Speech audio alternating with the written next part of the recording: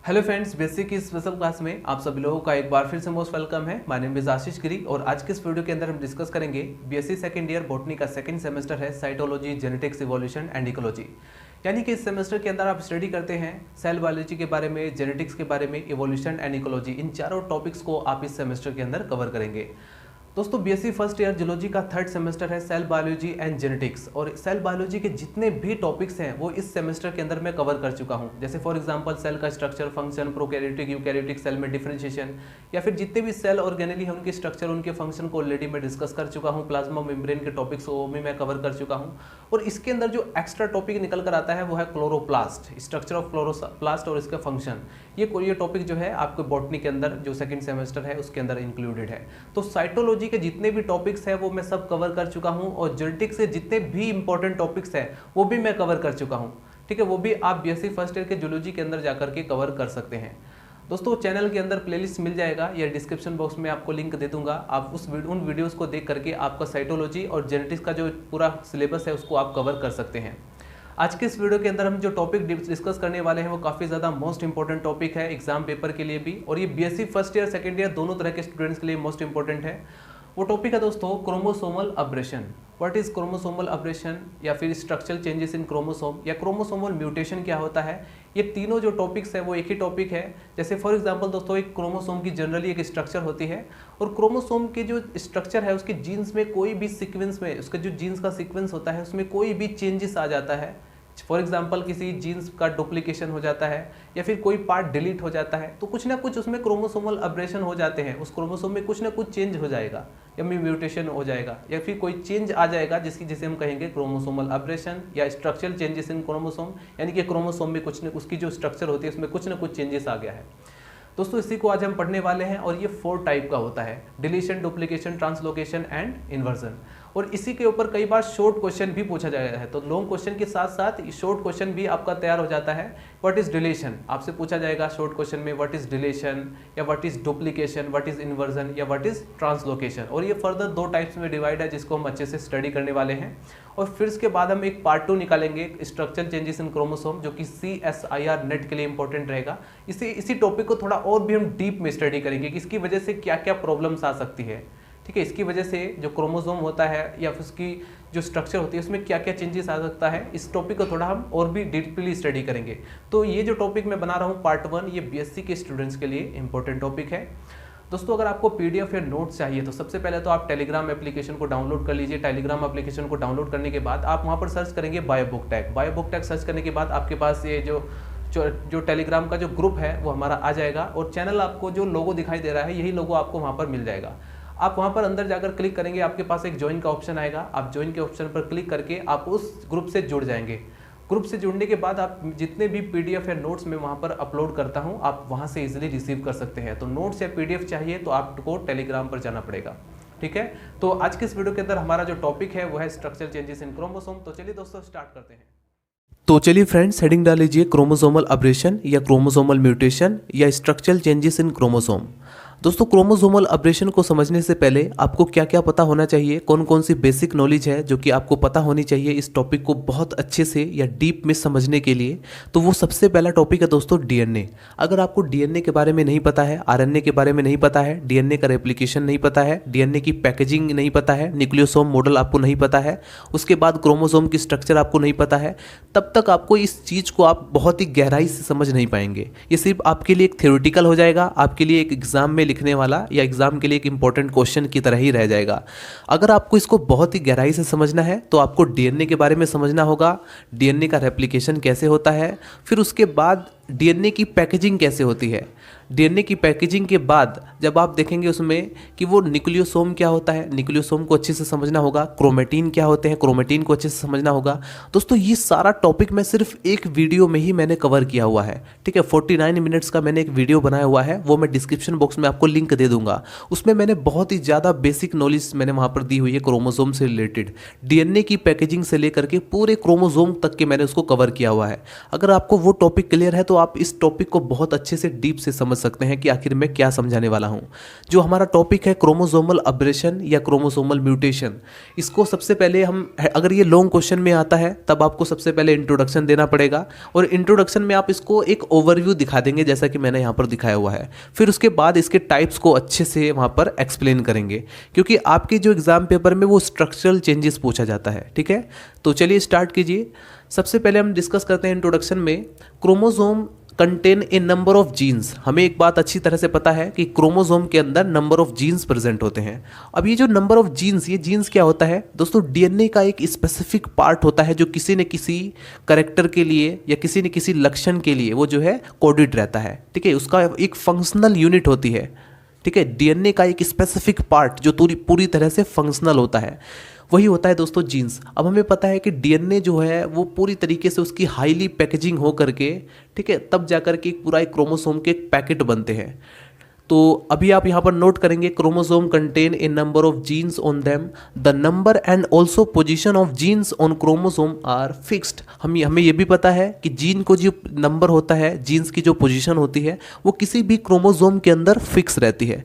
The chromosome में undergo some changes, अगर chromosome के अंदर कोई चेंजेस आता है, चाहे वो उसकी स्ट्रक्चर में आए, इन स्ट्रक्चर एंड नंबर, उसके नंबर में आए, ठीक है, due to number of factors, इन फैक्टर्स की वजह से दीज क्रोमोसोमल चेंजेस आर और अब्रेशन, ये जो क्रोमोसोमल चेंजेस होते हैं या इनमें अब्रेशन होता है, can be classified as a structural changes and numerical changes. ये जो है दो प्रकार से या इसको हम क्लासिफाइड कर सकते हैं। Number first structural changes, number second numerical changes of chromosome, chromosome के स्ट्रक्चर में चेंजेस और उनके न्यूमेरिकल में चेंजेस। दोस्तों, तो क्रोमोसोमल अब्रेशन क्या हुआ, इसको हम जनरली क्या कहेंगे एक लाइन में, वेरिएशन इन क्रोमोसोम स्ट्रक्चर और number is called chromosomal abrasion. यानी कि जब आप देखें, जब आप इसमें चेंजेस आपको आएगा, जैसे एक नॉर्मल क्रोमोसोम की स्ट्रक्चर है, उसमें कुछ ना कुछ चेंजेस आएगा, तो चेंजेस होने की वजह से वेरिएशन क्रिएट हो जाएगा। तो इसीलिए हमने कहा कि variation in chromosomal structure, chromosome की स्ट्रक्चर में जो वेरिएशन होता है या उसके नंबर में जो वेरिएशन देखने को मिलेगा, वही वो कहलाता है क्रोमोसोमल अब्रेशन। और उसकी वजह से जो भी म्यूटेशन उत्पन्न होगा उसको हम कहेंगे क्रोमोसोमल म्यूटेशन या स्ट्रक्चरल चेंजेस इन क्रोमोसोम या रीअरेंजमेंट ऑफ क्रोमोसोम। ठीक है, वो किसी भी तरह से क्वेश्चन पूछा जाता है, इसलिए मैं बार बार रिपीट कर रहा हूँ ताकि आपके माइंड में चीज़ें सेट हो जाए। ठीक है, ताकि आप कंफ्यूज ना हो। आपने एक ही चीज़ रट लिया है कि क्रोमोसोमल अब्रेशन, अब अगला टॉपिक वहाँ पर एग्जाम पेपर में इस तरह से पूछा जाए व्हाट इज क्रोमोसोमल म्यूटेशन या रीअरेंजमेंट इन क्रोमोसोम, तब आपको कंफ्यूजन नहीं होनी चाहिए। इसलिए मैं सभी के सभी जो वर्ड्स है एक साथ उसको बोल रहा हूँ। दोस्तों, आपके जो एग्जाम पेपर में आएगा बीएससी के एग्जाम पेपर में, वो है structural changes in chromosome. Structural changes are relatively, ये जो है किस वजह से सबसे पहले उत्पन्न होता है ये मैं आपको बता देता हूँ नेचुरली। ठीक है, जैसे ये नेचर में स्ट्रक्चरल चेंजेस, क्रोमोसोम की स्ट्रक्चर में चेंजेस होना इतना आसान नहीं है, मतलब कि ये बहुत ही रेयरली पाया जाता है। Structural changes are relatively few in nature, बहुत ही कम पाया जाता है। And these can be frequently, और ये प्रोड्यूस कैसे होता है, द आयनाइजिंग रेडिएशंस की वजह से, जैसे एक्स रेज की वजह से या एटॉमिक रेडिएशंस की वजह से, ठीक है, बाय केमिकल म्यूटाजीन्स जैसे कि मस्टर्ड गैस, इनकी वजह से दोस्तों कुछ चेंजेस आ जाते हैं। ठीक है, हमारे जो, जैसे फॉर एग्जांपल आपने पढ़ा होगा हिरोशिमा में जो एटॉमिक बम जो गिराया गया था, उसकी वजह से कई सारी प्रॉब्लम्स आ गई थी। तो इसी तरह से वही जो चेंजेस है वो इसी की बात की जा रही है। कई सारे उसमें जो रेडिएशंस निकले, उसी की वजह से आज भी लोग वहाँ पर अपंग पैदा होते हैं। कुछ इस तरह से घटनाएं यहाँ पर सुनने को मिलती है। तो दोस्तों, वो जो चेंजेस आते हैं वो क्रोमोसोम की स्ट्रक्चर में चेंजेस आ जाता है। तो उसी की वजह से दोस्तों ये जो स्ट्रक्चरल चेंजेस हुआ है, ठीक है, यहाँ पर हम जो देखते हैं जो स्ट्रक्चरल चेंजेस है वो किसकी वजह से हुआ है, एटॉमिक रेडिएशन, एक्स रेज की वजह से, केमिकल म्यूटाजीन जैसे कि मस्टर्ड गैस, इस तरह से। अब हमें देखना है कि ये जो क्रोमोसोमल अब्रेशन है, ये जनरली स्ट्रक्चरल चेंजेस है वो कितने टाइप के होते हैं। तो generally chromosomal aberration due to the structural changes can be 4 type, ये 4 तरह के होते हैं। एक होता है डिलीशन, जिसको हम डेफिशिएंसी के नाम से भी जानते हैं, deletions, duplications, inversion and translation. हमें इन चारों टॉपिक्स को अच्छे से समझना है, और ये शॉर्ट क्वेश्चन में भी पूछे जाते हैं। एग्जाम पेपर में कई बार आपसे पूछा जा सकता है व्हाट इज डिलीशन, डिलीशन क्या होता है, या कभी कभी ऐसा भी पूछा जाता है what is terminal deletion, what is inter calorie deletion, क्योंकि ये फर्दर 2 तरह से डिवाइड है कि यहाँ पर आखिर जो डिलीशन हुआ वो कहाँ से हुआ, क्रोमोसोम की किस पार्ट से हो रहा है। तो उस बेस पर भी इसको हम फर्दर 2 टाइप्स में डिवाइड कर सकते हैं। तो इस तरह से क्वेश्चन, जो शॉर्ट क्वेश्चन है वो कहीं से भी पुट आउट किया जा सकता है इस पूरे लॉन्ग क्वेश्चन में। इस चीज़ का आपको ध्यान रखना है। आइए देखते हैं दोस्तों, सबसे पहले डिलीशन क्या होता है। ठीक है, डिलीशन को बहुत ही अगर सिंपल वे में अगर मैं आप डिफाइन करना चाहूँ तो जैसे ये हमारे पास एक क्रोमोसोम की स्ट्रक्चर है, इसकी कोई भी पार्ट में से इसका एक छोटा सा सेगमेंट, ठीक है, कोई भी सेगमेंट वो लॉस हो जाए, टूट जाए, कहीं से ब्रेक डाउन हो जाए, और ब्रेकिंग के बाद जो बचा हुआ जो पार्ट है वो जुड़ जाए, या फिर आप कहें कि बस आप सिंपली इतना कह सकते हैं कि क्रोमोसोम की स्ट्रक्चर जैसे यह नॉर्मल है, इसमें से कोई भी इसका पार्ट टूट कर अलग हो जाए तो इसको क्या कहेंगे हम, डिलीशन। ठीक है, डिलीशन से याद करने का सबसे बेस्ट तरीका है कि कोई भी पार्ट है वो डिलीट हो गया है, क्रोमोसोम के अंदर जो कोई भी पार्ट है वो डिलीट हो गया है, तो बचा हुआ जो पार्ट है वो डिलीशन कहलाएगा। ठीक है, यानी कि हम क्या कहेंगे कि इस क्रोमोसोम के अंदर ये जो आप देख रहे हैं इसमें डिलीशन हुआ है, क्योंकि इसका एक छोटा सा पार्ट इस क्रोमोसोम का वो लॉस हो गया है। ठीक है, तो डिलीशन इज नथिंग, बस इसमें आपको सिर्फ इतना समझना है कि क्रोमोसोम का कोई छोटा सा पार्ट टूटकर कहीं चला गया है, तो इसमें क्या हो गया, डिलीशन। अभी हम दूसरा देखते हैं, डुप्लीकेशन क्या होता है। डुप्लीकेशन मतलब कोई चीज़ डबल हो गई है। ठीक है, डबल डुप्लीकेशन। तो डुप्लीकेशन के अंदर सिंपली हम कहेंगे, हालांकि ये फर्दर डिवाइड है जिसे मैं अभी डिस्कस करने वाला हूँ, ये सिर्फ मैं एक ओवरव्यू आपको दे रहा हूँ ताकि आप इसको अच्छे से समझ जाएं। डुप्लीकेशन में क्या होगा, जैसे ही हमारे पास एक नॉर्मल क्रोमोसोम की स्ट्रक्चर है और इसके अंदर हमने यहाँ पर आप देख सकते हैं जीन्स का सीक्वेंस है ABCDEFGH। ये सिर्फ समझाने के लिए है ताकि आप समझ पाए कि इसमें डुप्लीकेशन कैसे हुआ। तो सिंपली यहाँ पर ABCD ये तो सेम रहेगा, लेकिन यहाँ पर क्या होगा दोस्तों, EFGHGH, यानी कि GH मैंने 2 बार लिखा हुआ है क्योंकि यहाँ पर इस क्रोमोसोम के अंदर डुप्लीकेशन हो गया, यानी कि ये जो GH वाला जो जीन्स था ये डबल हो गया, और डबल होने के बाद अब इसकी स्ट्रक्चर कुछ इस तरह से चेंज हो गई।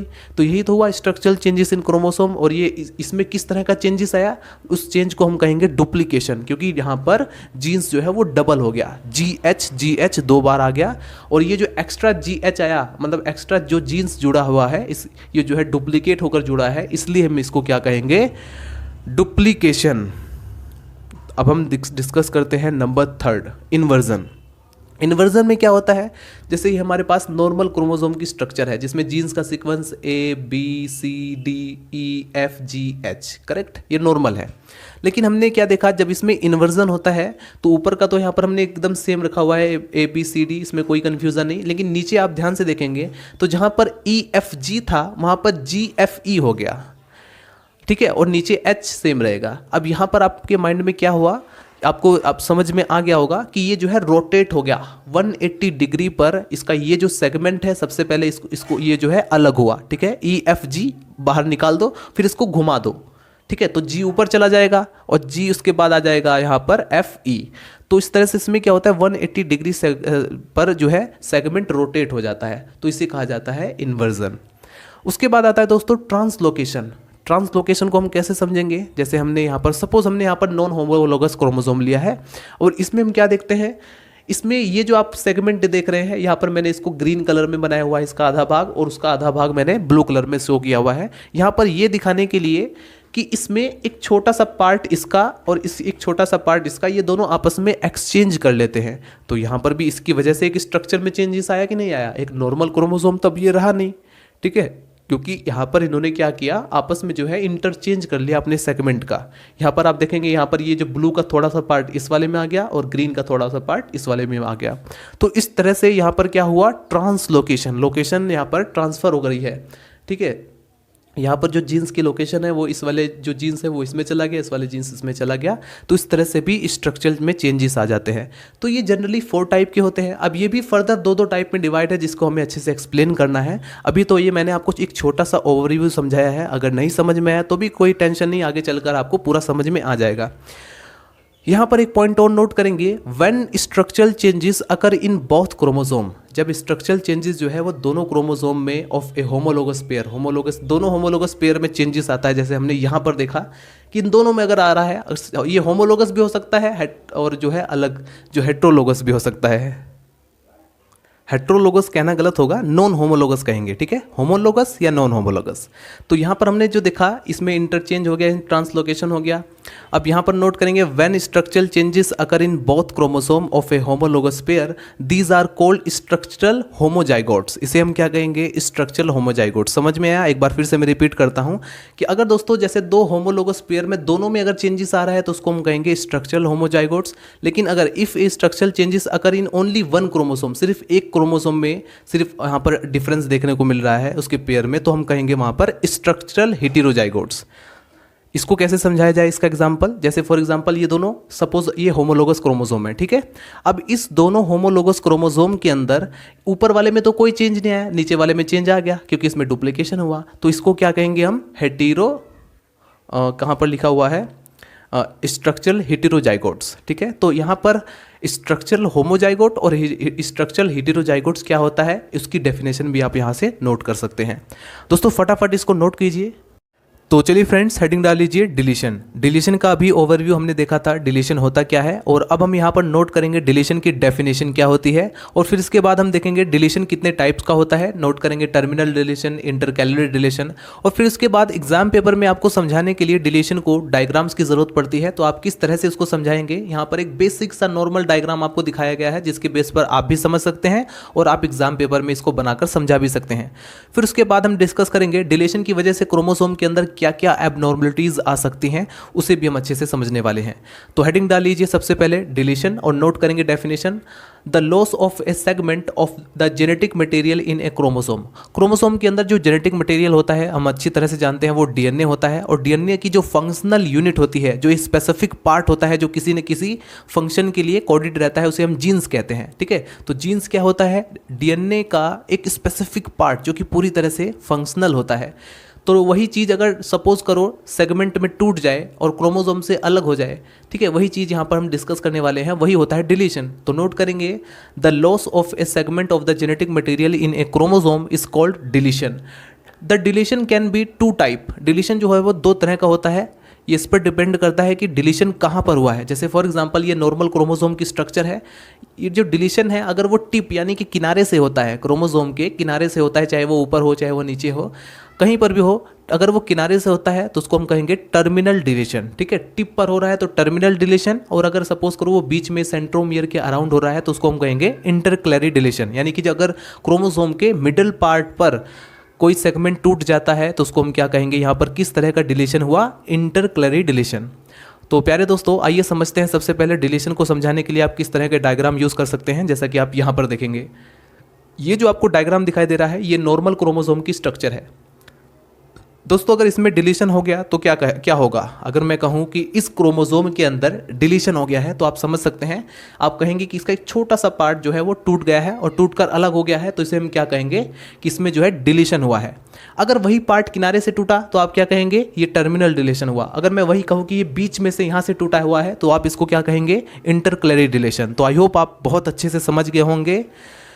तो दोस्तों टर्मिनल डिलीशन क्या हुआ ये बात आप अच्छी तरह से समझ जाएंगे, लेकिन एग्जामिनर को समझाने के लिए आपको डेफिनेशन देना पड़ेगा। तो डेफिनेशन नोट कीजिए, when the deletion is occur, जब डिलीशन पाया जाए कहाँ पर, near end of the chromosome, then it is called terminal deletion. एक बार फिर से रिपीट करते हैं, when the deletion is occur near the end of the chromosome then it is called terminal deletion. जब किनारे से टूटे कोई सेगमेंट या डिलीट हो जाए तो उसको हम कहेंगे टर्मिनल डिलीशन। अगर वही डिलीशन बीच में मिडल पार्ट से हो तब उसको क्या कहेंगे, इंटरक्लैरी डिलीशन।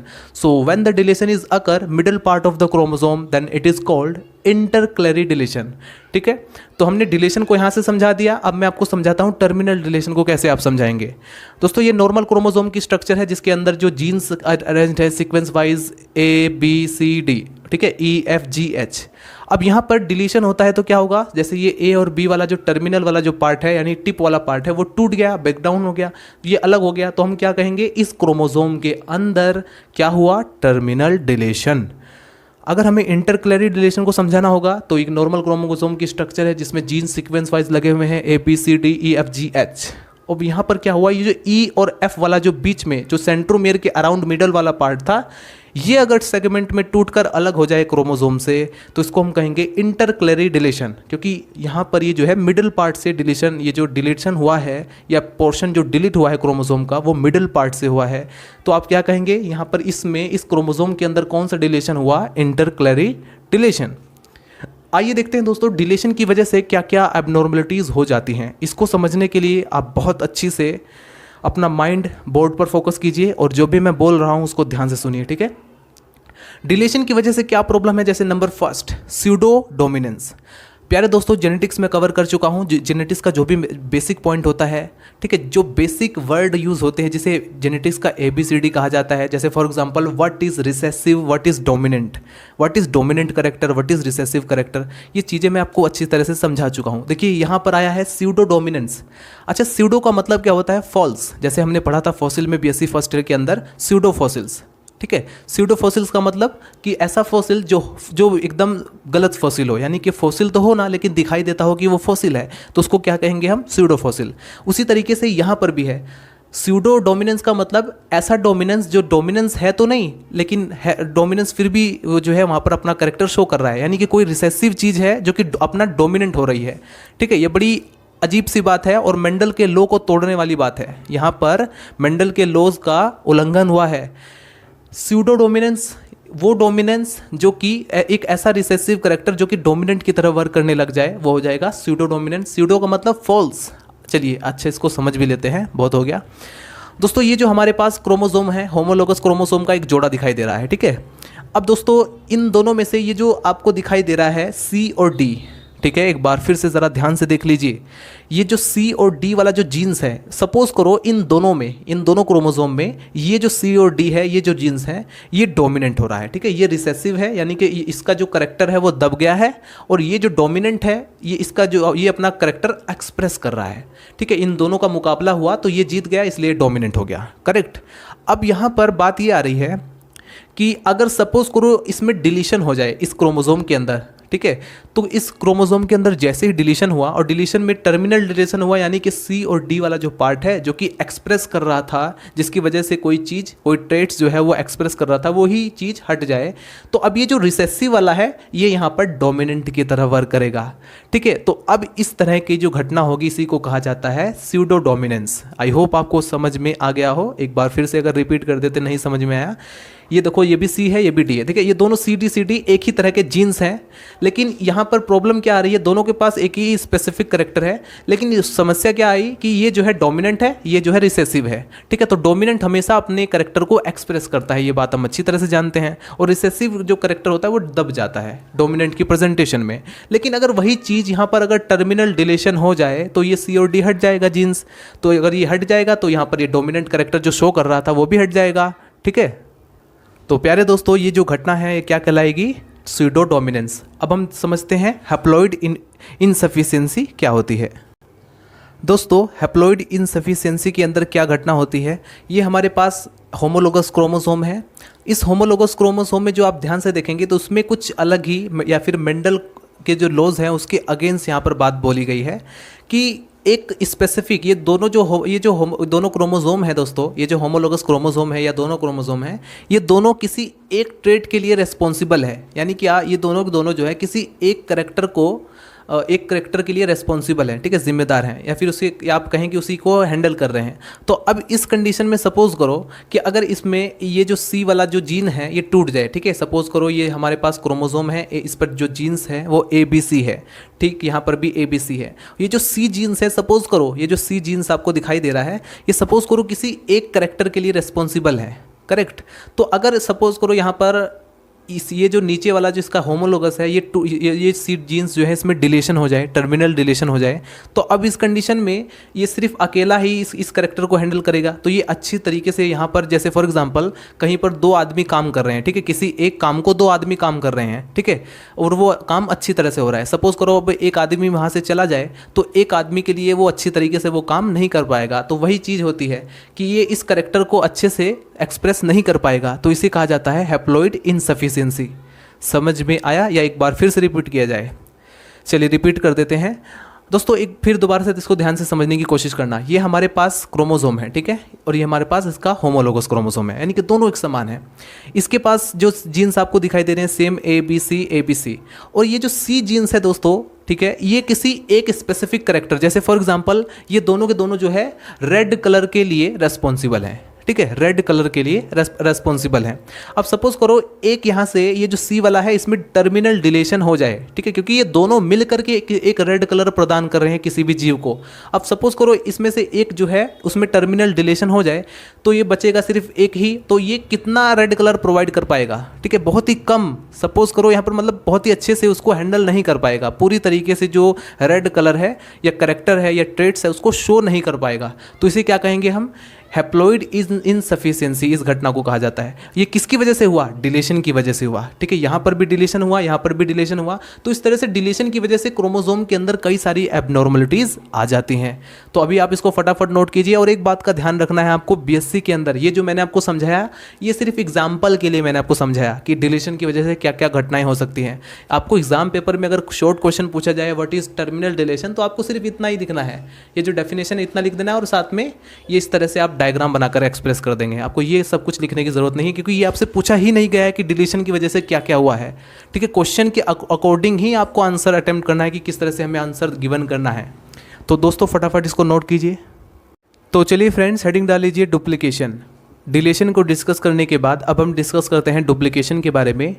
डुप्लीकेशन में सबसे पहले हम डिस्कस करेंगे इसके डेफिनेशन के बारे में, फिर उसके बाद हम डिस्कस करेंगे इसके टाइप्स के बारे में। और एग्जाम पेपर में आप इसको एक एग्जाम्पल के साथ अच्छे से समझा सकते हैं। और वो एग्जाम्पल है दोस्तों बार आई इन ड्रोसोफिला। ये प्यारा सा एग्जाम्पल है जिसे आप अच्छे से समझ भी सकते हैं और इससे एग्जाम पेपर में डायग्राम को ईजिली बनाकर समझा सकते हैं। तो आइए सबसे पहले देखते हैं हम डुप्लीकेशन होता क्या है, जिसकी वजह से क्रोमोसोम की जो स्ट्रक्चर है उसमें चेंज आ जाए, तो इस तरह का डुप्लीकेशन होता है। और डुप्लीकेशन में नॉर्मली हम ऑलरेडी देख ही चुके हैं। जैसे कि हमारे पास नॉर्मल क्रोमोसोम है जिसमें जीन्स का सीक्वेंस ABCDEFG, अगर इसमें डुप्लीकेशन होता है, कोई भी एक जीन्स है वो डुप्लीकेट हो जाएगा, ठीक है, एक अलग से कॉपी बन जाती है उसकी और इसी क्रोमोसोम से जुड़ जाता है। तो यह जैसे फॉर एग्जांपल आप यहाँ पर देखेंगे ABCD, ये जो D है आगे E के बाद ये तुरंत एक और कॉपी इसकी मिलेगी। इसका मतलब ये D जो जीन्स है ये डुप्लीकेट होकर किसी से जुड़ गया है, तो इसको क्या कहेंगे हम, डुप्लीकेशन, ठीक है। तो यानी कि डुप्लीकेशन के अंदर जो जीन्स है या क्रोमोसोम का जो पार्ट है वो डुप्लीकेट हो जाता है। आइए देखते हैं इसकी definition. In duplication a part of chromosome is added to normal chromosome. For example a part of chromosome is duplicated, जो क्रोमोसोम का पार्ट है वो डुप्लीकेट हो जाए, इसका एग्जांपल है। And in duplication the chromosome material, duplication के अंदर जो क्रोमोसोमल मटेरियल है is extra in the cell, cell के अंदर एक्स्ट्रा होता है। The duplication can be of many types, duplication जो होता है वो डिफरेंट टाइप्स के होते हैं। वो डिपेंड करता है डुप्लीकेशन में कौन सा जीन्स कैसे किस तरह से उसकी पोजीशन के बेस पर ये जो है कई तरह का हो सकता है। जैसे for example tandem duplication. In tandem duplication, the extra part is repeated just after its normal position। चलिए देखते हैं इसके एग्जाम्पल में। जैसे ये ए एग्जाम्पल है, ये टेंडम डुप्लीकेशन का एग्जाम्पल है।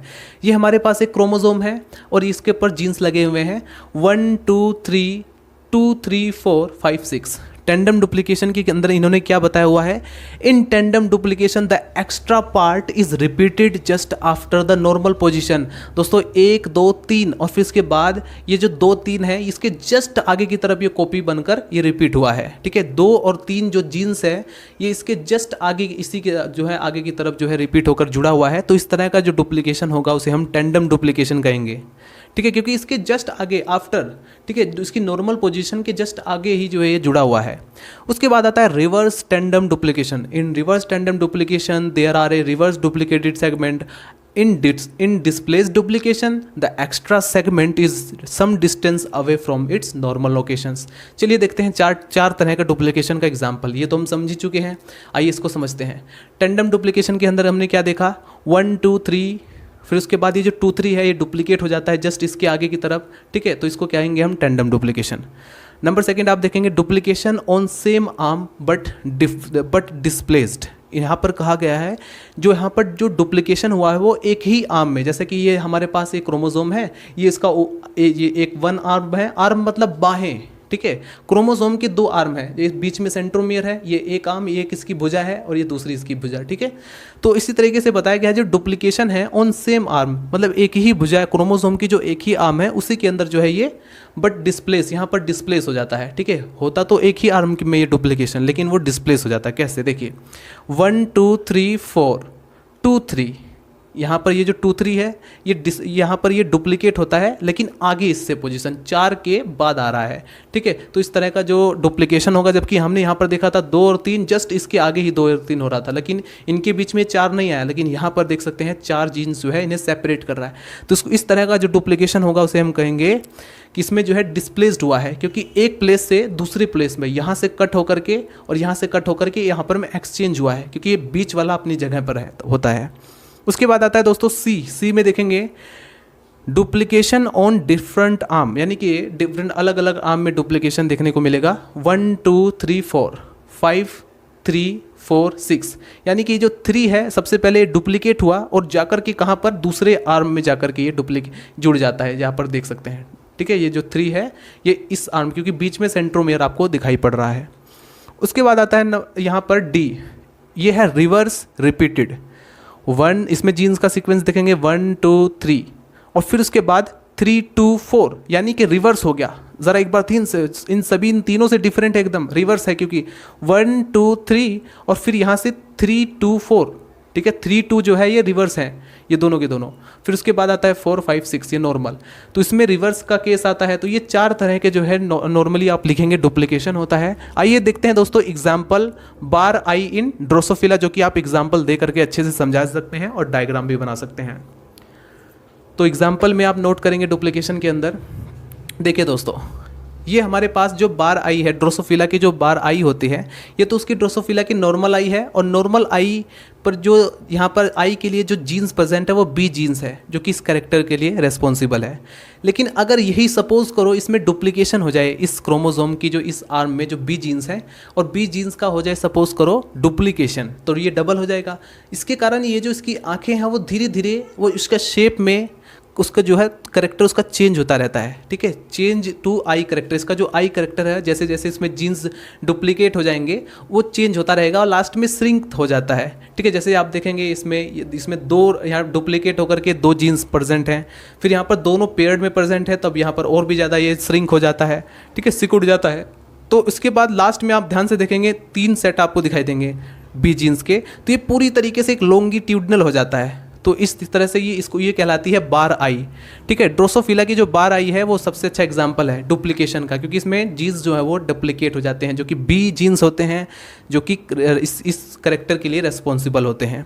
तो ये था दोस्तों, हमने डुप्लीकेशन को भी समझाया। अब हम डिस्कस करेंगे यहाँ पर इन्वर्जन के बारे में। सबसे पहले आप इसको फटाफट नोट कीजिए। So guys, deletion and duplication को डिस्कस करने के बाद अब हम फाइनली डिस्कस करेंगे इन्वर्जन एंड ट्रांसलोकेशन के बारे में। तो आइए सबसे पहले तो हम ये समझते हैं इन्वर्जन होता क्या है। दोस्तों अगर शॉर्ट क्वेश्चन में पूछा जाए व्हाट इज़ इन्वर्जन, तो आप ये जो डेफिनेशन है इसको नोट करेंगे और इस डायग्राम के साथ उसको एक्सप्लेन करेंगे। फिर उसके बाद अगर ट्रांसलोकेशन के बारे में शॉर्ट क्वेश्चन आता है 2 नंबर में, तो अब आप यहाँ पर ये डेफिनेशन देंगे और यहाँ पर इसको टाइप्स बता करके एग्जाम्पल भी आप दे देंगे डायग्राम का। तो आइए जानते हैं सबसे पहले इन्वर्जन होता क्या है। दोस्तों ये हमारे पास सबसे पहले हम इसको समझ लेंगे, फिर उसके बाद इस डेफिनेशन को नोट करेंगे। तो फोकस कीजिएगा यहाँ पर इस डायग्राम पर। ये हमारे पास एक नॉर्मल क्रोमोसोम की स्ट्रक्चर है जिसमें जीन्स का जो सीक्वेंस है वो है ABCEFG, करेक्ट। अब यहाँ पर देखेंगे यहाँ पर ये जो आप डायग्राम देख रहे हैं, बस इसी डायग्राम की यहाँ पर हम प्रोसेस को समझा रहे हैं 1 बाय 1 कि कैसे इसके अंदर इन्वर्जन हुआ और इन्वर्जन के बाद ये कैसे इसका जो जीन्स का जो सीक्वेंस है वो कैसे चेंज हुआ, ठीक है। तो पहला डायग्राम ये जो है जो कि नॉर्मल क्रोमोसोम को दिखाई दे रहा है। दूसरे डायग्राम में क्या होता है, जो क्रोमोसोम यहाँ पर आप देखेंगे ये जो E और F आपको दिखाई दे रहा है, E और F यहाँ से टूटता है, ठीक है। 2 पॉइंट से ये जो क्रोमोसोम है ये 2 पॉइंट से टूट जाएगा और ये दोनों जो जीन्स है वो एक ही में, अब ये जो है ये रोटेट हो जाएगा, ठीक है। ये क्या होगा 180 डिग्री पर ऐसे रोटेट हो जाएगा। तो E जो है वो नीचे चला जाएगा, F जो है वो ऊपर चला जाएगा और फिर उसके बाद ये दोबारा से इसी क्रोमोसोम में जुड़ जाएगा। जुड़ने के बाद आप देखेंगे F ऊपर है और E जो है नीचे है। दोस्तों इसी यहाँ पर कैसे भी हो, हमने एक चीज़ तो देख लिया है कि सीक्वेंस में चेंज हो गया है और जीन्स के सीक्वेंस में अगर चेंज हो गया है तो इसका मतलब क्रोमोसोमल एबनॉर्मलिटी जरूर आएगी, ठीक है, यानी कि उसके स्ट्रक्चर में चेंज जरूर आएगा। तो यहाँ पर देख सकते हैं इन्वर्जन इसी को कहा जाता है, क्योंकि इसमें एक सेगमेंट टूटा और वो रोटेट हो गया 180 डिग्री पर और फिर जीन्स का सीक्वेंस है वो चेंज हो गया। अब आप इसको डेफिनेशन में नोट करेंगे। In inversion a part of chromosome, chromosome का पार्ट ठीक है, इन्वर्जन में क्रोमोसोम का पार्ट इज रीअरेंज, दोबारा से अरेंज होना, उसी को कहा जाता है रीअरेंज इन ए रिवर्स ऑर्डर, मतलब कि रिवर्स ऑर्डर में, यानी कि जैसे ई यहाँ पर ऊपर था, अब ये ई नीचे चला जाएगा और एफ ऊपर आ गया जाएगा, ये जो जीन्स है, ठीक है, रिवर्स ऑर्डर में अरेंज हो गया। In inversion the chromosome break at 2 point, देख सकते हैं पहले इस पॉइंट से ब्रेक होगा, फिर दूसरे पॉइंट से, यानी 2 पॉइंट से जो है ब्रेक होता है। The broken segment rotate 180 degree, ये जो ब्रोकन सेगमेंट आपको दिखाई दे रहा है ये 180 डिग्री पर रोटेट होगा, तभी तो ई जो है वो नीचे आएगा और एफ ऊपर चला जाएगा। द रोटेटेड पार्ट री यूनिट्स रिवर्सिंग, ठीक है, द जीन सीक्वेंस, ये जो है दोबारा जा करके जुड़ जाएगा, इसी को कहा जाता है इन्वर्जन। दोस्तों इन्वर्जन 2 टाइप का होता है, इन्वर्जन 2 टाइप का होता है, पेरीसेंट्रिक इन्वर्जन, पैरासेंट्रिक इन्वर्जन। दोस्तों यहाँ पर ये जो क्रोमोसोम के जो बीच में सेंट्रोमियर प्रेजेंट होता है, अगर वहाँ पर इन्वर्जन सेंट्रोमियर के जो, ठीक है, जैसे फॉर एग्जांपल किसी क्रोमोसोम के अंदर इन्वर्जन हो रहा है, अगर बीच में सेंट्रोमियर भी आ रहा है, मतलब सेंट्रोमियर इंक्लूड हो रहा है, तो उसको हम क्या कहेंगे, पेरीसेंट्रिक इन्वर्जन, ठीक है। जैसा कि आप यहाँ पर देखेंगे, ये हमारे पास सबसे बेस्ट एग्जाम्पल है, ये देखो रेड कलर ऊपर की तरफ मैंने किया हुआ है, रेड कलर वाला पार्ट, और साथ में इसमें जो है सेंट्रोमियर भी इंक्लूडेड, और ग्रीन वाला जो नीचे की तरफ है। अब ये 180 डिग्री पर रोटेट हो जाएगा सेंट्रोमियर के साथ, और यहाँ पर देखेंगे कि ग्रीन वाला अब ऊपर आ गया है और रेड वाला कलर नीचे आ गया, यानी कि ये जो कलर है ये शो कर रहे हैं कि कैसे जो है, यहाँ पर हमने जानबूझ के कलर से शो किया है ताकि आपको अच्छे से समझ में आ सके कि यहाँ पर ये जो पार्ट है क्रोमोसोम का, जीन्स का जो सीक्वेंस है वो चेंज हो गया है, ठीक है। इसको कहेंगे हम पेरीसेंट्रिक, क्योंकि इसमें सेंट्रोमियर भी साथ में इनके चेंज हो जाता है, उसके सेंट्रोमियर भी रोटेट होता है। पैरासेंट्रिक के अंदर जो सेंट्रोमियर ये इंक्लूड नहीं होता, इसमें जो है आप देखेंगे या तो इस आर्म के अंदर या क्रोमोसोम के इस आर्म के अंदर, ठीक है, नीचे वाले आर्म के अंदर देखेंगे ये रेड कलर ऊपर है और ये ग्रीन कलर नीचे है। फिर जैसे ही ये सबसे पहले दोनों पॉइंट से ब्रेक हो जाएगा, टूट जाएगा, और टूटने के बाद 180 डिग्री पर ये रोटेट हो जाएगा। रोटेट होने के बाद आप देखेंगे ग्रीन कलर ऊपर है और रेड कलर नीचे है। इसको कहेंगे हम पैरासेंट्रिक इन्वर्जन, क्योंकि इसमें सेंट्रोमियर इंक्लूड नहीं होता है। तो दोस्तों ये था इन्वर्जन जिसे मैंने डिफाइन किया। अब हम डिस्कस करते हैं ट्रांसलोकेशन के बारे में। तो नोट करेंगे दोस्तों, आप चाहें तो उसका स्क्रीनशॉट भी ले सकते हैं, एक प्यारा सा स्क्रीनशॉट ले सकते हैं और फिर बाद में इसको नोट भी कर सकते हैं, या टेलीग्राम पर मैं इसी का जो फोटो है वो मैं खींचकर टेलीग्राम पर डाल दूंगा, ठीक है, don't worry. The translocation is interchromosomal और intrachromosomal rearrangement by exchange of chromosomal segment. इसमें जो दोस्तों क्रोमोसोम का जो एक सेगमेंट है वो एक्सचेंज होता है दूसरे क्रोमोसोम के साथ, ठीक है। यहाँ पर कोई एक ही क्रोमोसोम, अब तक हमने जो देखा इन्वर्जन, डुप्लीकेशन और यहाँ पर डिलेशन, उसमें सिर्फ एक ही क्रोमोसोम के साथ छेड़खानी हो रही थी, लेकिन यहाँ पर दो क्रोमोसोम यानी होमोलोगस क्रोमोसोम दोनों में इंटरचेंज हो जाएगा, जो पार्ट का इंटरचेंज। सबसे पहले हम देखते हैं, क्योंकि ये 2 प्रकार का होता है, हेटेरोजाइगस ट्रांसलोकेशन, एक होता है होमोजाइगस ट्रांसलोकेशन। हेटेरोजाइगस ट्रांसलोकेशन के अंदर क्या होता है, the heterozygous translocation 1 member of each chromosome is normal. एक मेंबर जो होता है क्रोमोसोम का वो एकदम नॉर्मल होता है, लेकिन जो दूसरा मेंबर है उसमें जो है आपको दिखाई देगा चेंजिंग, ठीक है। जैसे ये हमारे पास होमोलोगस क्रोमोसोम है, ये भी होमोलोगस क्रोमोसोम है।